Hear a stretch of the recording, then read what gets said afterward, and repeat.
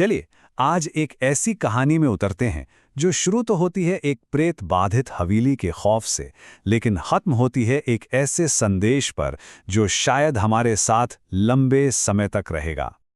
तो एक लाइन ही काफी है ना? कहानी का पूरा माहौल सेट कर देती है। उस हवेली के चारों ओर एक डर और रहस्य का जाल बुन देती है और हम सोचने लगते हैं कि आखिर ऐसा क्या था उस हवेली के अंदर जिससे पूरा गांव इतना डरता था। तो हमारी कहानी शुरू होती है पूनमपुर नाम के खूबसूरत से गांव से, जहां आमतौर पर जिंदगी बहुत शांत और सरल थी। लेकिन इस शांति पर एक बहुत गहरा साया था।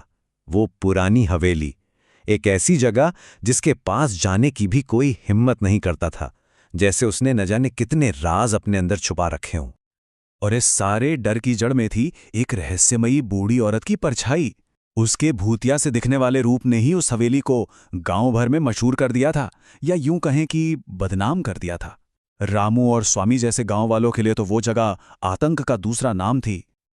अब कहानी में एक नया मोड़ आता है। गांव में 4 अजनबियों की एंट्री होती है, राजीव, रिया, रमन और प्रेम। और इनके आने का मकसद, खैर जो दिख रहा था वो तो बिल्कुल नहीं था। तो देखिए, प्लान में ही झोल था। कहने को तो वो आए थे अपनी पुश्तैनी हवेली बेचने, लेकिन असली मकसद वो तो कुछ और ही था। उनके मन में तो लालच था जो उस बूढ़ी औरत के एक ही शब्द से जागा था, खजाना। और बस यही वो शब्द था, बूढ़ी औरत का ये कबूल करना कि वो एक ऐसे खजाने की रखवाली कर रही है जिसे वो खुद भी नहीं ढूंढता रही। बस इसी बात ने लालच की आग भड़का दी, और ये आग ऐसी थी जो जल्द ही पूरे गांव को अपनी चपेट में लेने वाली थी। और ये लालच, ये तो ऐसी चीज है जो बहुत तेजी से फैलता है। गांव वालों का जो थोड़ा बहुत शक था वो भी खत्म हो गया, और अगले ही दिन 100 से भी ज्यादा लोग, जी हां 101 लोग उस खजाने की खोज में जुट गए, इस उम्मीद में कि उन्हें भी उस इनाम का एक हिस्सा मिलेगा। तो अब ये खोजबीन चल रही है और फिर उन्हें कुछ मिलता है। मलबे के एक ढेर के नीचे उन्हें एक छिपी हुई सीढ़ी दिखती है, और ये सीढ़ी जा रही थी एक अंधेरे नमी वाले तहखाने में। घंटों की खोज के बाद तहखाने के अंदर उन्हें आखिर वो मिल ही गया, एक बहुत भारी लोहे का पुराना संदूक। उसे देखकर बूढ़ी औरत तो खुशी से रोने लगी, चिल्लाई, मेरा खजाना! तो लगा कि बस अब सच्चाई सामने आने ही वाली है। लेकिन जब वो संदूक खुला तो अंदर कोई सोना चांदी, कोई हीरे जवाहरात नहीं थे। अंदर था एक छोटे बच्चे का कंकाल। बस एक पल में खजाने की वो सारी उम्मीदें एक भयानक सच में बदल गईं। अब वो बूढ़ी औरत, जिसका नाम गौरी था, वो सब कुछ बता देती है, और जो कहानी वो सुनाती है वो बहुत ही दर्दनाक और बदले की कहानी है।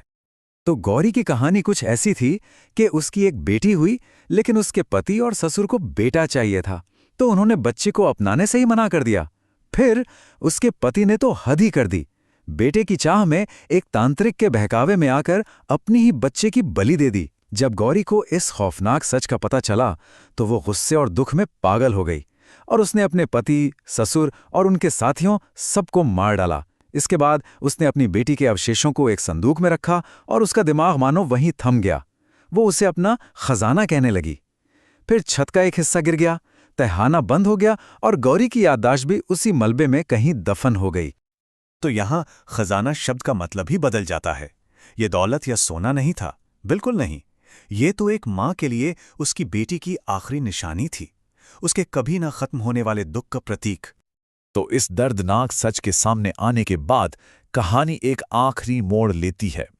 अब डर की जगह न्याय और उम्मीद ले लेते हैं, और फिर चीजें एक एक करके सुलझने लगती हैं। वो चारों अजनबी फ्रॉड निकलते हैं और पुलिस उन्हें गिरफ्तार कर लेती है। गांव वाले सब मिलकर उस बच्ची का अंतिम संस्कार करते हैं ताकि उसकी आत्मा को शांति मिले।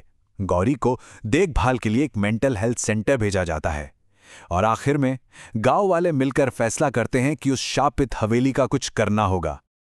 तो सोचिए, वो हवेली जो सालों से डर और मनहूसियत का दूसरा नाम थी, जिसके पास से गुजरने में भी लोग डरते थे, वही हवेली अब एक स्कूल बन जाती है। गौरी कन्या विद्यालय, लड़कियों के लिए एक स्कूल। और अंत में एक पट्टिका लगाई जाती है एक मां की याद में। सोचिए, कहानी शुरू हुई एक बेटी की हत्या से, क्योंकि वो बेटा नहीं थी, और ख़त्म होती है उसी जगह पे लड़कियों के लिए एक स्कूल खुलने पर। ये न्याय, याद और समाज में बदलाव की एक कितनी बड़ी मिसाल है, और ये हमें सोचने पर मजबूर करती है कि क्या भूत प्रेत सच में होते हैं, या वो बस अनकही कहानियां और अनसुना दर्द होते हैं जो बस अपने हिस्से के न्याय का इंतजार कर रहे होते हैं।